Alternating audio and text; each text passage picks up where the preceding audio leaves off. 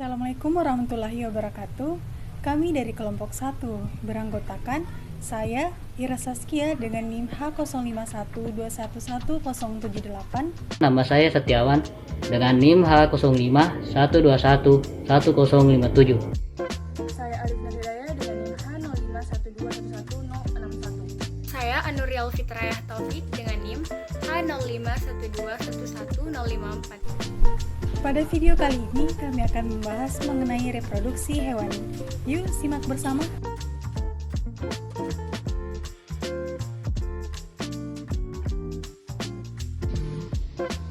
Reproduksi adalah kemampuan makhluk hidup untuk menghasilkan individu baru. Pada hewan, reproduksi dapat dilakukan secara aseksual dan seksual. Hewan tingkat rendah dapat melakukan reproduksi secara aseksual dan seksual, sedangkan hewan tingkat tinggi hanya dapat melakukan reproduksi secara seksual saja. Untuk lebih jelasnya, saya akan menjelaskan mengenai reproduksi aseksual dan seksual pada hewan. Yang pertama yaitu reproduksi aseksual. Reproduksi aseksual adalah perkembangbiakan pada hewan yang terjadi tanpa adanya fertilisasi atau perkawinan dengan lawan jenisnya. Pada umumnya, reproduksi ini dilakukan oleh hewan tingkat rendah yang tidak memiliki struktur tubuh yang sempurna. Reproduksi aseksual ini dilakukan dengan 3 cara. Yang pertama, membentuk tunas, fragmentasi, dan juga partogenesis. Yang pertama yaitu tunas. Tunas adalah reproduksi aseksual yang dilakukan dengan cara membentuk tunas seperti yang ada pada tumbuhan. Contohnya yaitu ada pada kelompok Varivera dan Hydra sp. Mekanisme perkembangbiakan pada Hydra sp sendiri yaitu dengan membentuk tunas di dalam tubuhnya. Tunas akan tumbuh dan berkembang hingga atas ukuran tertentu. Setelah dewasa, ia akan melepaskan diri dari induknya dan menjadi hewan yang baru. Kedua yaitu fragmentasi. Fragmentasi adalah reproduksi aseksual di mana hewan memecah tubuhnya menjadi beberapa fragmen. Tiap-tiap fragmen ini kemudian akan tumbuh dan berkembang menjadi dewasa sebagai kloning baru dari hewan sebelumnya. Contoh hewan yang melakukan reproduksi secara fragmentasi yaitu Planaria.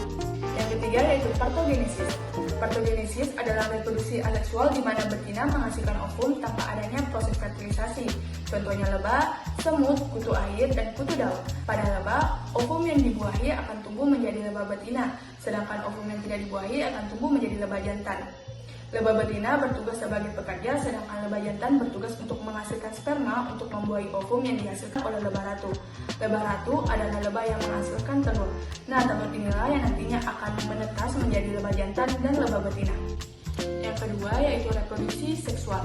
Reproduksi seksual adalah reproduksi yang terjadi karena adanya perkawinan yang selanjutnya terjadi proses fertilisasi. Fertilisasi pada hewan terbagi menjadi 2, yaitu internal dan eksternal. Fertilisasi internal adalah fertilisasi yang terjadi apabila peleburan ovum oleh sperma terjadi di dalam induk betina. Contohnya ayam, kucing, dan kambing. Sedangkan fertilisasi eksternal adalah fertilisasi yang terjadi apabila peleburan ovum oleh sperma terjadi di luar induk betina. Contohnya katak dan ikan. Proses fertilisasi ini kemudian akan membentuk sebuah zigot. Zigot akan tumbuh dan berkembang menjadi embrio. Perkembangan dan kelahiran embrio ini dapat dilakukan dengan 3 cara, yaitu vivipar, ovipar, dan ovovivipar. Vivipar adalah hewan yang embrionya berkembang dan mendapat makanan dari dalam uterus atau rahim betina. Contohnya kucing, kambing, dan kelinci. Yang kedua yaitu ovipar, yaitu hewan yang embrionya berkembang di dalam telur. Telur ini dikeluarkan dari dalam tubuh betina dan dilindungi oleh cangkang. Embrionya mendapat makanan dari cadangan makanan telur. Beberapa hewan ovipar mengalami telurnya hingga menetas. Contohnya ayam dan merpati. Yang ketiga yaitu ovovivipar, yaitu hewan yang embrionya berada di dalam telur, tetapi telur ini tetap berada di dalam tubuh betina. Jika sudah cukup umur, maka telur ini akan pecah di dalam tubuh dan anak ikannya akan keluar. Contohnya kadal dan ikan hiu.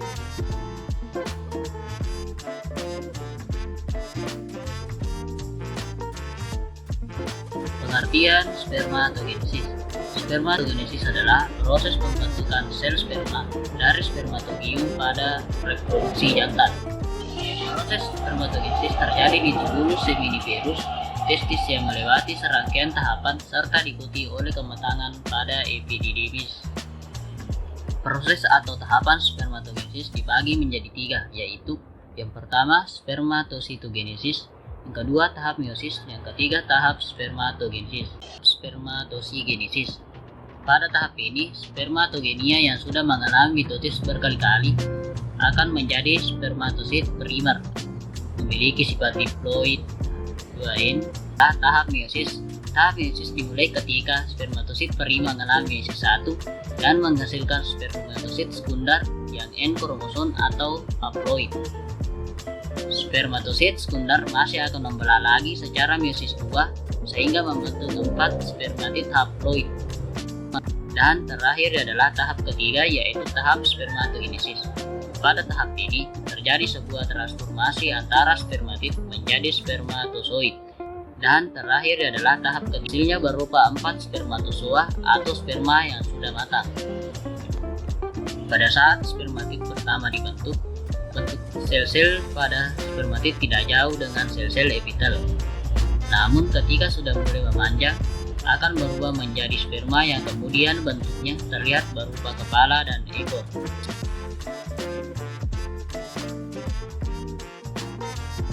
Apa sih oogenesis itu?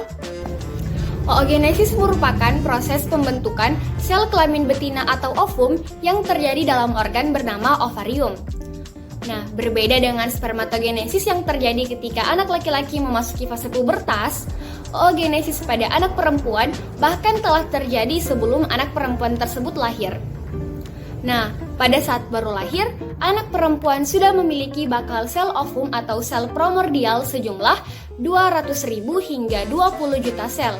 Namun, ketika memasuki fase pubertas, yang tersisa hanya berjumlah kurang lebih 40.000 sel, dan yang akan menjadi sel matang atau sempurna hanya berjumlah sekitar 400 sel saja.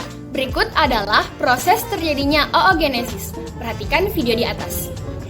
Di dalam ovarium, terdapat yang namanya folikel berukuran kecil. Nah, di dalam folikel tersebut terdapat bakal sel telur atau sel folikel primordial. Folikel dan bakal sel telur tersebut akan terus mengalami perkembangan menjadi folikel primer, kemudian akan berkembang lagi menjadi folikel sekunder, kemudian akhirnya menjadi sel telur yang matang. Nah, selama folikel dalam tahap perkembangan, sel primordial akan mengalami pembelahan dan membentuk oogonium atau sel induk telur yang bersifat diploid. Oogonium tersebut akan mengalami pembelahan dan membentuk oosit primer yang juga bersifat diploid. Oosit sekunder kemudian akan mengalami pembelahan meiosis tahap 1 yang kemudian akan membentuk satu oosit sekunder dan satu polosit. Polosit kemudian akan mengalami pembelahan meiosis 2 yang akan menghasilkan dua polosit. Oosit sekunder yang tadi juga akan mengalami pembelahan meiosis 2 yang akan menghasilkan satu ootit dan satu polosit. Ootit kemudian akan mengalami diferensiasi membentuk sel ovum. Pada akhir peristiwa oogenesis, untuk setiap satu oogonium akan dihasilkan satu ovum dan 3 polosit yang sama-sama bersifat haploid. Untuk memahami proses oogenesis secara lebih ringkas, silakan simak skema berikut.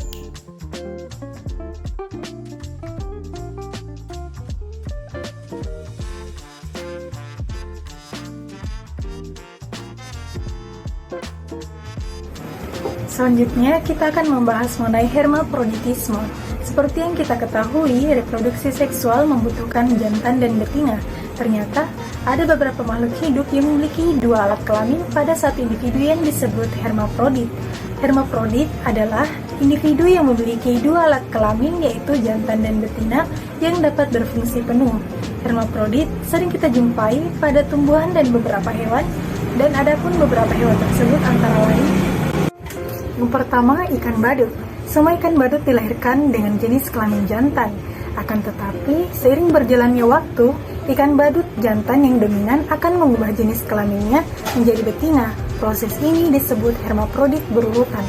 Meskipun ikan badut memiliki dua alat kelamin yaitu jantan dan betina, mereka tidak dapat menghasilkan sel telur dan sel sperma dalam waktu yang bersamaan.